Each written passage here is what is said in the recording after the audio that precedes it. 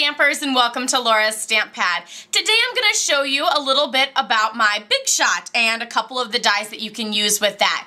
We'll be focusing on the spiral flower die, which is this one here. It is one of the originals dies, and I know you can't see the image very well, but you will soon whenever I create the punch out. I want to show you, you've seen the video on this, and I'll put a link down below so that you can check that out on how I did that fabulous card there that pops out, and that's using the reverse image. But today we're going to do these flowers. How cute are those? Great little perfect things for toppers on treat bags or boxes, or you could even do a whole bouquet on them. And then this one is a double flower, which I haven't completely assembled because I haven't glued yet, but I'm going to show you how to do that today.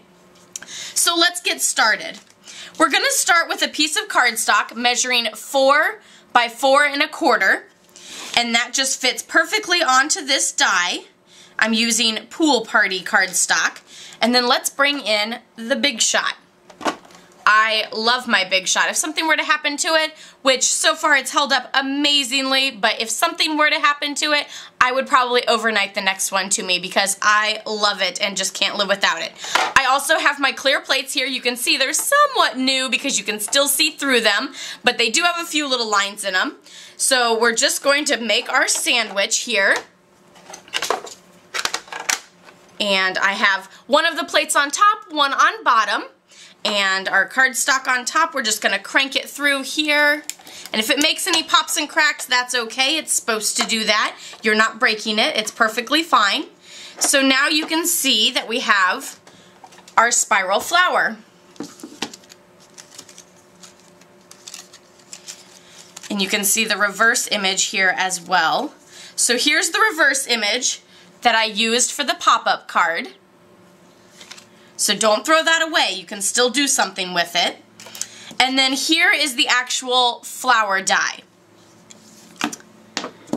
And with this, I actually thought that in the beginning you were supposed to start on the outside or on the big part and work your way out, but it's actually the opposite. You're going to start with the little one here. And what you're first going to do to get this flower is to take your bone folder and just kind of break down the fibers of the cardstock.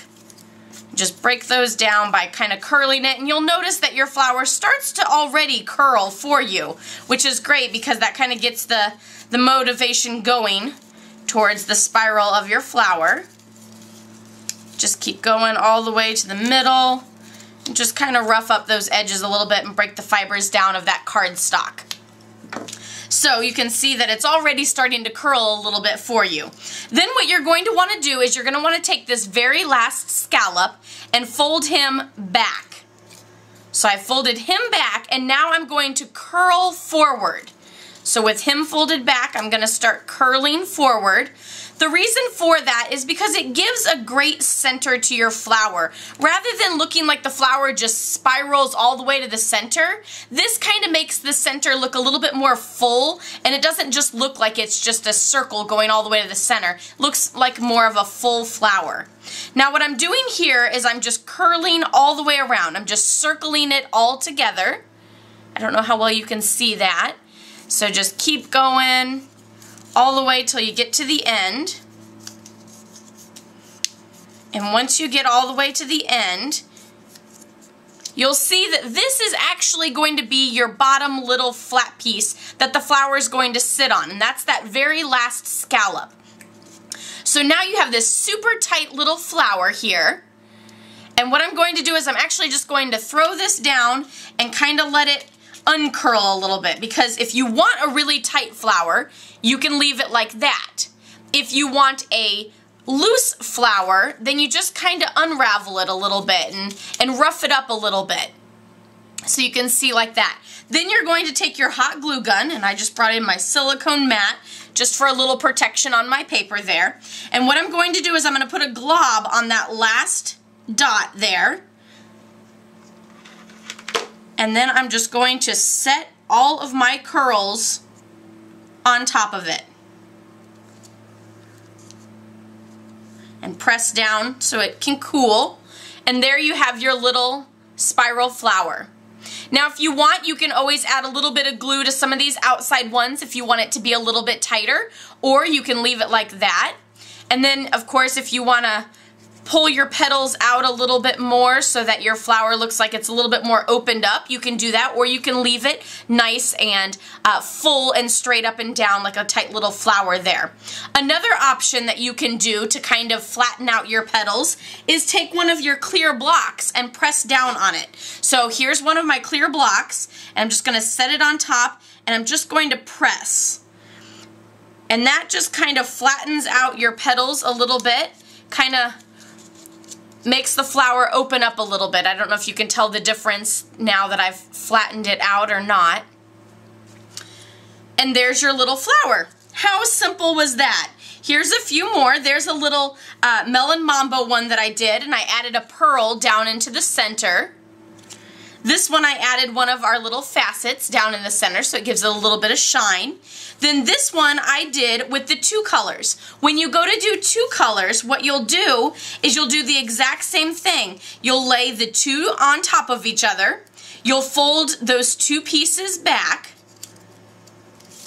So here I've folded those two back, and then I've curled forward.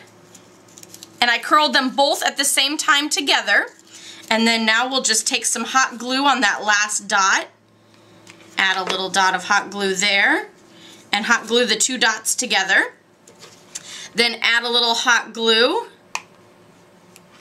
and press your flower down into it.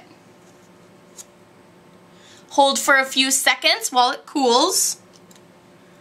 And there you have your fabulous little flower. And I did that with two colors there. So here's a little project that I created.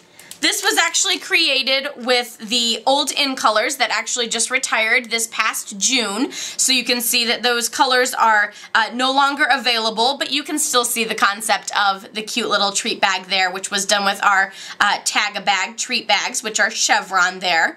And then I added a little banner, and then one of the artisan label punches with the greeting there, just for you. How cute is that? Here's all the samples, and then again, don't forget, you can still use your reverse image there. Be sure to check out my blog for more ideas and more sample photos, and leave me a comment down below if you'd like to see something else done with the Big Shot. Don't forget that this month there's a fabulous special. This is August 2014. There's an amazing special that Stampin' Up! Has with the Big Shot. When you purchase the Big Shot, you'll get a bundle for free. There are 5 select bundles for that. So be sure to check that out and get your Big Shot today. Happy stamping!